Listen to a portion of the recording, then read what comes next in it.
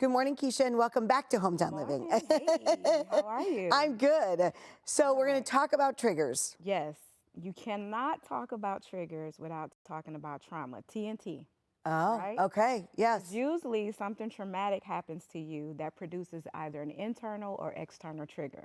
But let's talk about trauma. All right. So put these glasses on, Kim. Okay. And everybody, this is authentic. Kim This has is, no idea what's happening no, now. I don't.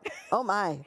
Okay, so what do you see with those glasses on? A blurry everything. Everything is blurred, right? Everything is, yeah, That- these are not mine. Those are not.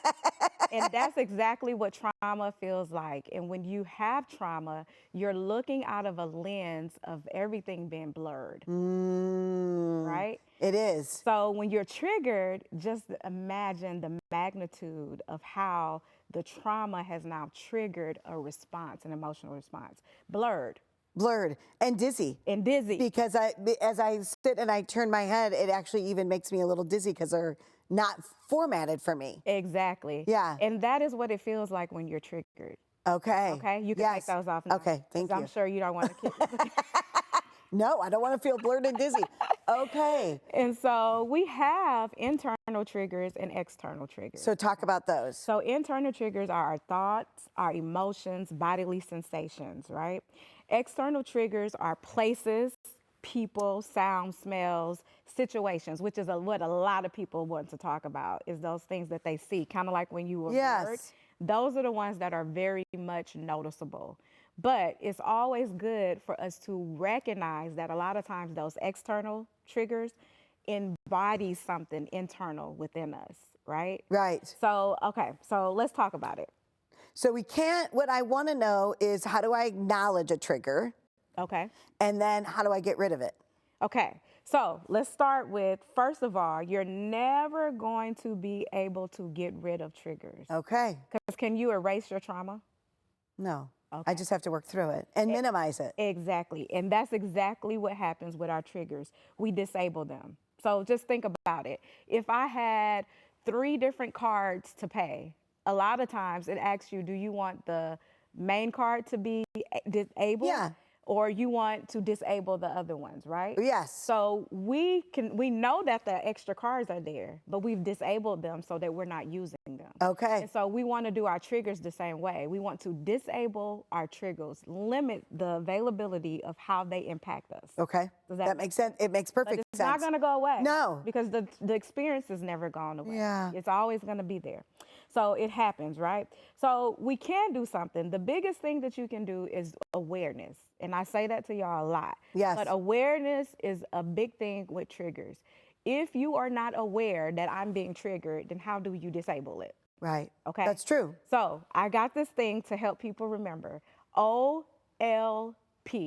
OLP. Yes. Okay. Observe, Okay. learn, and practice. Okay. This is how we get these triggers disabled. So we observe, we pay attention to the situation or the event. I think last week we were talking a little bit about something happened in your childhood. Yes. Right? And so you go into this place or Yes. you experience a conversation with someone and it triggers you to feel back like that same feeling when you were in that childhood Yes. trauma. Yes. Right? Yes. So observing in moments like that, like, woo, I felt a little, again, Blurry. blurry. Yes. Why am I feeling a little bit blurry? Which is the L, learning, right? Reflecting on the patterns that you notice.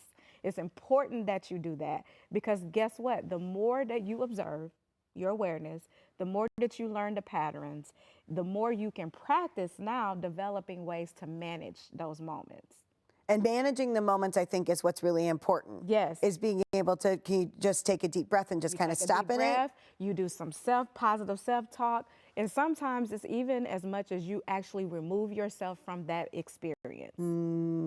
So there's sometimes if someone's walking like close to you and you might have experienced, like you were talking earlier about sexual assault. Yes. Sometimes when they experience that, they have a problem with people walking very close to them. Yes. And so you might see somebody that's constantly moving and removing themselves from being close to people. It's not that the person has done something to them or the person might even want to danger you or endanger you, is that in that moment, you're not feeling safe because of the trauma you've experienced historically.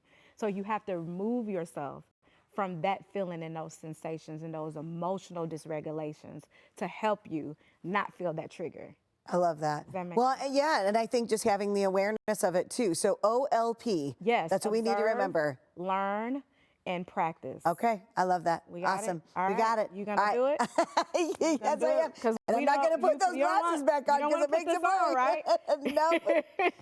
If you're wanting to book an appointment with Kecia, you can find her on psychologytoday.com or on her Facebook page at KB Helping.